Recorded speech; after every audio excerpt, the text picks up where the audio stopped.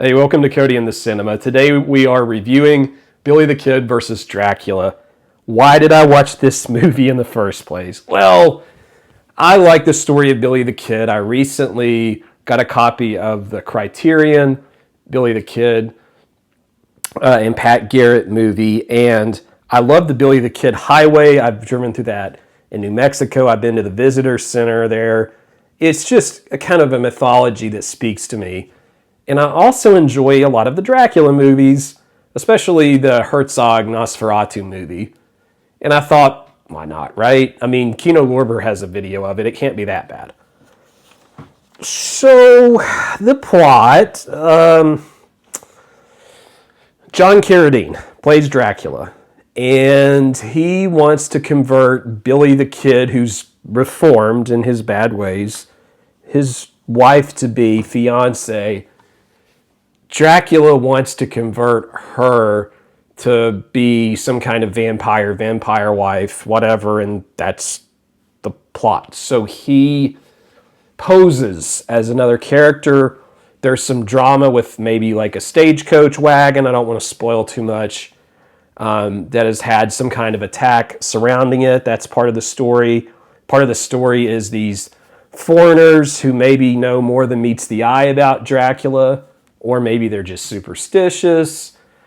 It's a silly, messy movie that does have enjoyable parts. John Carradine, to my understanding, really did not like his own role in this, but I think he did a pretty good job at cheesing it up. He's a little bit fun to watch as a campy Dracula, which is what I would assume if you are putting on Billy the Kid versus Dracula, you were probably looking for that, and you will get that. In fact, there's an adorable little bat that is not realistic at all. That's a lot of fun to see flop and fly about inside that he becomes. There's a silver mine that Dracula goes to. That's almost interesting. The problem with this movie, this is not really a Billy the Kid movie. It's almost completely a Dracula movie. And when it is a Billy the Kid movie, I'm going to be honest, this reformed, repentant, nice, wholesome Billy would probably be too nice and wholesome and good to be on an episode of Bonanza, the TV show. I mean, he's dull because he's not allowed to have any outlaw in him, really. When that does kind of happen, it's not even very convincing.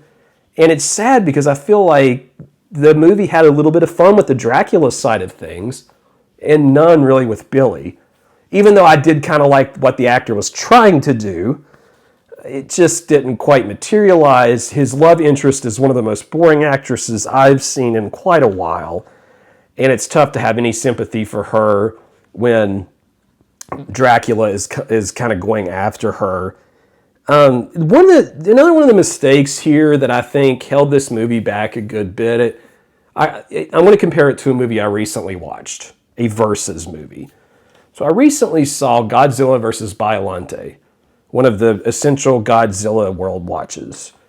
And that movie had one real big problem that held it back for me from being one of the very best Godzilla movies.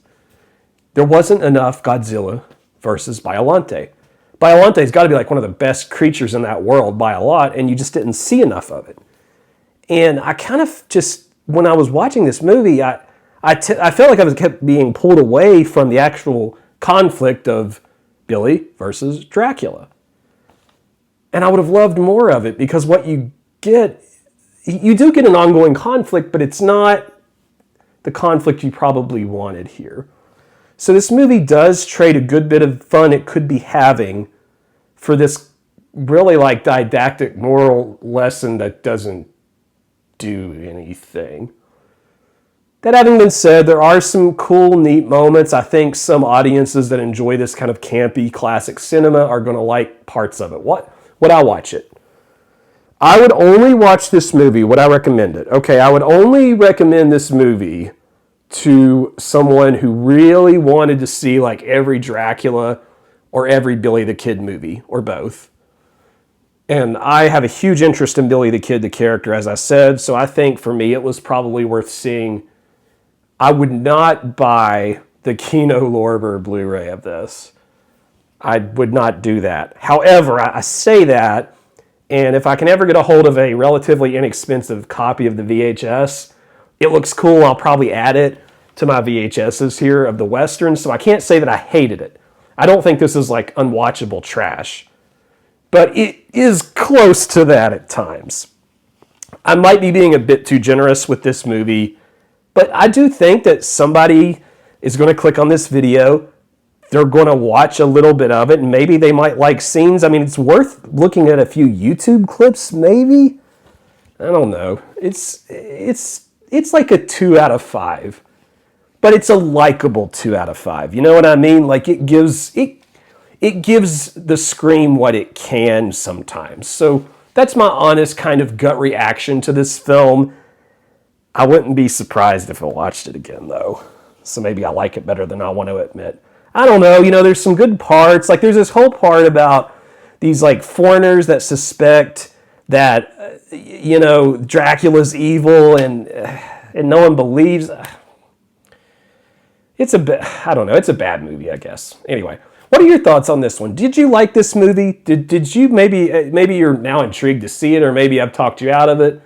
Any thoughts you have, please share in a comment below. Click that like button, click the subscribe button, and we will see you next time on this channel, Cody in the Cinema.